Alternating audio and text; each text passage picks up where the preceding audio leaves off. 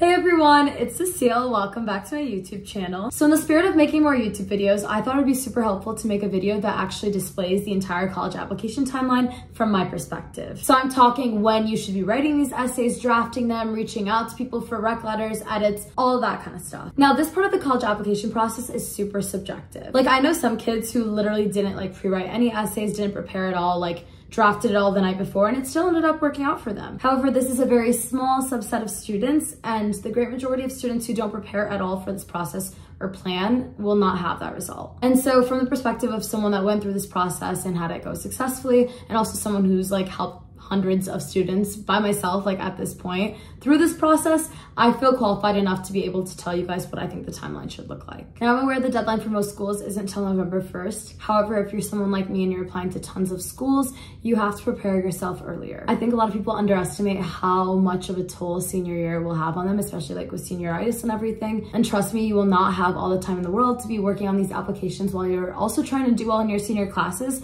because that stuff also matters with the college application process. And honestly, most students I knew actually took harder classes senior year, so you really need to plan ahead. And even if you don't think you're applying to a ton of schools, if you're planning on just early actioning or early decisioning, I guess I'm making that a verb now, to a school, you never know, because that's not totally a guarantee. So you could be in a position where you do have to apply to a ton of schools. So we still need to plan ahead, and I really want to stress that.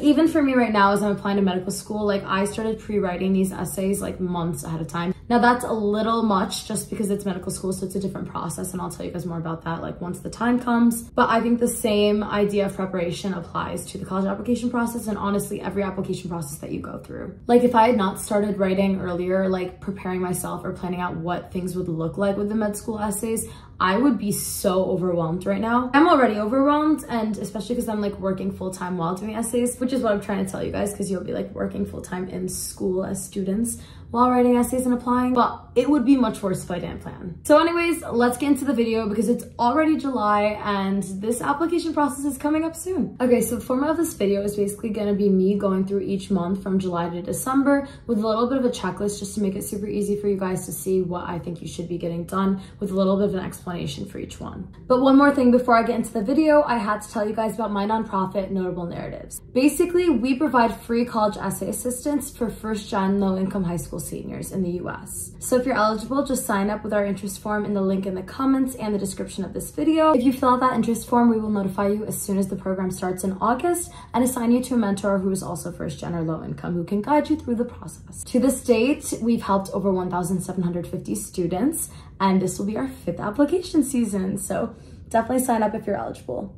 So let's get started with July. So the biggest thing I would stress for you guys to start figuring out in July is having a school list planned out. There are tons of websites online to help with this for you to research colleges and everything, whether it's Niche or CollegeVine, any of those big names that have search tools where you can see different aspects of a school and compare it to other schools to find similar or different ones in different regions. With most of these sites, you can put in all your preferences, get the information, that sort of thing. But also with this, I would also make sure not to underestimate websites like Reddit and YouTube, where you can also get personalized information from students who have gone there. The biggest thing to stress when it comes to making a school list is to genuinely make a balanced school list. I've talked to so many students who show me their school list, and it's literally just all reaches. You really do have to have safeties, targets, and reaches for a reason. Even if you don't want to go to that safety school, I completely understand. I know so many people that were I don't even want to apply because I don't want to even manifest that. I personally think it's better to end up going to that safety school if you don't get in anywhere else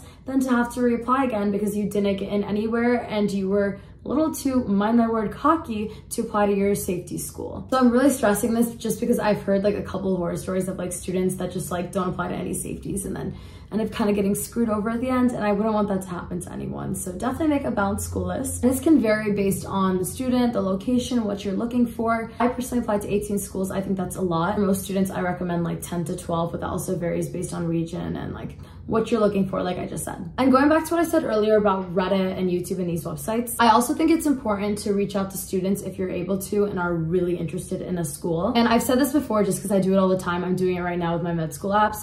I literally DM people on Instagram, on LinkedIn, these types of platforms. But you have to be careful because when you DM, you can't just send a giant paragraph with everything you want them to answer. I think instead it works better if you approach with 1 question or 2 questions, develop a relationship, and then have asks later on in the relationship. Because people are gonna be super hesitant to respond to a DM where they have a ton of information that they're gonna have to respond to. And honestly, I'm included in that. I feel the exact same way. I'm more likely to respond to people that ask me a few things than someone who kind of like bombards me with information. So focus on developing that relationship with someone that like goes to that school, and then you can like slowly get to ask these questions. And sometimes you can even get close enough where they'll like look over your essays and that sort of thing. Yeah, the next thing I was gonna say, I'm sure you guys can predict this one, but you need to begin drafting your personal statement. I know it's super intimidating. It's a tough task. It's basically the statement that's gonna be sent everywhere, but this is exactly why you need to start early. It's honestly much harder to just sit down and like think of a personal statement. I felt like a lot of it just came to me as I worked. Like I would work for a little bit, jot some ideas down, and then I would take time off and I would think of things while I was doing something completely not related to essays at all, and then I would go back and like add it on. I feel like the earlier you start and brainstorm and put down ideas and try to like connect things and truly think about the story you want to tell, the more time you have to edit and to actually figure out what you want your narrative to be. Now, I could totally make a video that's more of a brainstorming guide, and I'm pretty sure I have in the past, but for me, the biggest things I tell people from the very start is writing down big life experiences you want to talk about, or just things that you might have found meaningful, or just any stories that come to you. And then to also write down character traits that you want to come across in your essay. When we're talking about character traits, I don't want you to directly state these in the essay. Rather, I want them to be traits that the reader is going to be able to imply from reading your essay. So if you want the reader to think you're caring, you wouldn't like flat out say that you're caring. You would want it to come across in your writing and the way that you describe yourself with imagery. Since this video is not about writing essays, I won't get too into that, but you can always like comment down below if you have additional questions. The next thing I tell students to actually begin drafting if they'd like to is the activities section. Mainly because you know exactly what to expect with this section. Like the guidelines are online. I believe it's 50 characters for the title of the experience and like 150 characters for what you actually did and want to talk about. So you know what to expect. You know they're going to ask you like the years that you did it, the hours you did it, that sort of thing. So you can draft that all in a spreadsheet or Google Doc or something and have it ready to go, ready to copy paste when the time comes. And even better, drafting this ahead of time means that you can ask for edits and advice earlier. Because like I stressed later on, getting edits and getting people to read this stuff is pretty important, but oftentimes if you're asking teachers and counselors, they're gonna have so many other students asking them when it comes to like later in the cycle, like October, aka the month before. So the earlier you can get ahead of this stuff, the better. Now I know I'm mentioning this stuff under July, but this stuff also applies to August. I'm just putting it under July because it's something that you can do before August 1st when a lot of the supplemental essays come out. Because right now, yes, you could brainstorm supplementals, but that's not something that's guaranteed. These are things that are guaranteed, things that you're gonna have to do, and you'll have all of August and later on to do supplementals and stuff. And of course, you could begin drafting that now as well, but these are just things that you know that you can complete early on. And something else I also wanted to mention is for those of you guys interested, QuestBridge does open July 30th, so it'll be a day before the actual Common App application. And with that, the deadline's actually September 26th. So if you're a student that's planning on doing QuestBridge, it's even more important for you to plan ahead of time because you're gonna have to do the personal statement and an extended version of it and the supplementals and have those all in by the end of September. Now moving on to August. A lot of August is gonna be continuation of the things I talked about for July, like personal statement, drafting activity section, that sort of thing. But something I think that people forget to think about is test scores and getting those sent or getting them retaken. If you are someone that's not happy with your score, I would recommend you retake that test ASAP because you also need to give them time to get it in before the deadline so it can be considered with your application like on time. So with that in mind, just know that the first SAT that's going to be offered is actually in August and the first ACT is going to be in September, and they do have a couple other dates, but you just want to make sure you're getting it in by that first deadline, like having the score actually ready and not just you completing the test. And for those of you who are happy with your scores, the biggest thing I tell you to do is make sure the scores are sent to your unis, because there were so many students I know that like submitted their application and everything, and then they checked the website and it said the scores had to be sent and they hadn't sent their scores, and your application's technically not complete until the scores are in. So some students actually missed the early deadline for some schools, like the November 1st one, just because they hadn't sent their scores and it said on the website that that needed to be there by November 1st as well. There wasn't really an expedited option for things like the ACT, so that was a little bit of a sticky situation. So let's just avoid that completely. So that means like if you are someone that's retaking, just put the schools down to receive the scores. Like before you even get the score, I would recommend doing that just to make sure they get it on time, unless you have a big gap in between, in which case you're probably fine. But if you're cutting it close, you might have to do that and just take the risk. Another thing I think students should actually start considering in August is who they want to write their rec letters, because I'm actually a fan of students asking within the first 2 weeks of school. Because technically you don't want your rec letter to be someone that like just met you senior year, so you should already have that relationship established. And I knew many teachers that would have a cap on the number of rec letters they would write, and so being the first person to ask just gives you a leg up, just because they're more likely to say yes, and you can get that out of the way and also have enough time where they're able to write it and get it through on time. Because the worst thing is honestly just waiting for your teacher to submit it, or your mentor, because you definitely don't want a situation where you ask them too late, they say no, and then you can't find anybody else. So I think earlier is better, especially because you know these people. You just have to sit down and make the decision as to who would be best and who would speak best about you. And of course, when you're asking, make sure to ask them whether they can write you a strong letter of rec, because you want to make it clear, you want a good letter of recommendation, not just like any other classic one, and they know this so that you guys like won't waste your time on each other. Now, like I said, supplementals are starting to be released, so you should already have your school list, which will make it easier since you can then like pick out what supplementals you have to do. And at this point, if you're not directly writing your supplementals, if you're working on other things, I would at least go through these prompts and like bullet point what you're going to talk about in that essay, so you at least have the idea down and you've gone through that brainstorming in a session instead of just like having to like sit down and read the prompt and think of it later. Another thing I think students should start to think about at this point is whether they want to do early action or early decision. And there are different things with both of these options that like relate to financial aid, obligation to attend, your admission chances, all that stuff. But it all varies depending on the school. Like some of them, like UChicago, I know, take the majority of their students through early decision just because of like yield protection, that sort of thing, while others that may not be the case. So definitely something to look into so that you know what the right choice is for you. Something I think a lot of students might not know is that early decision, technically you could get out of it if it ends up being a severe financial constraint, if you absolutely like can't afford it. But I wouldn't early decision somewhere like thinking you can just like use that as an out, because it is an extensive process to get out of it.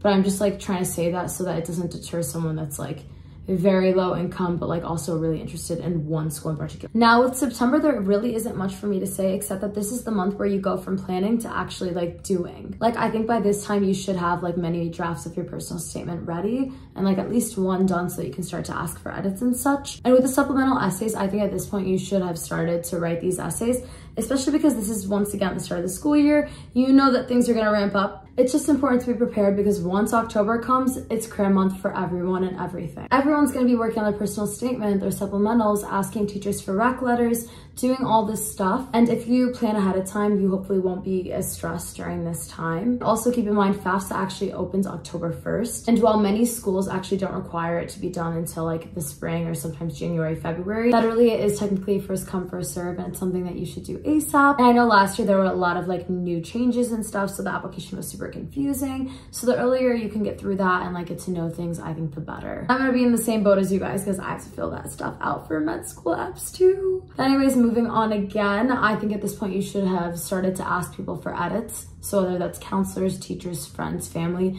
just make sure not to ask too many people. Also, something that I like to do so I don't overwhelm people is assigning different people to different essays, just because a lot of the times I like reuse concepts and I can get like different eyes without making people feel like they need to do too much. And like I've said in like every video, you really need to do your research. I think having a whole array of like mediocre Y school essays is way worse than having like 2 super stellar Y school essays that will actually make you stand out amongst everyone else. Now, November 1st comes and hopefully you're not the one submitting it at 11:59 on the deadline. Just be a little cautious because yeah, it would be funny to be like, yeah, I submitted last minute and it worked, but also it would not be funny if it didn't work. Also keep in mind the deadline for the University of California school system is actually November 30th, so you can do those ones after your November 1st schools. Anyways, with November, even if you ended up submitting EA, ED to any school, I think you should still go through your other schools and be brainstorming what you'd put for those supplementals. Because if you apply early action or early decision, December could still come and you might end up getting deferred or rejected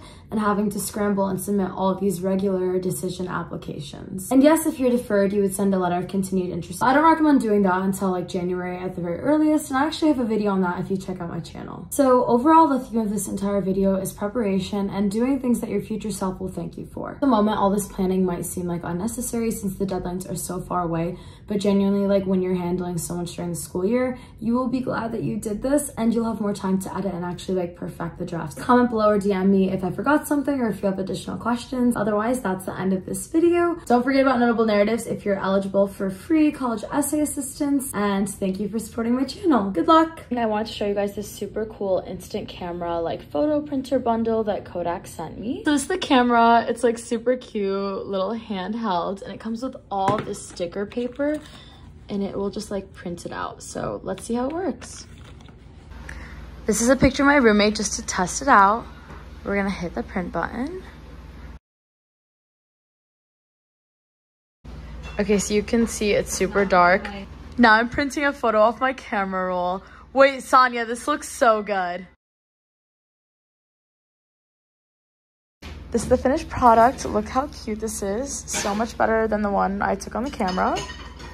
But yeah, camera roll definitely helps.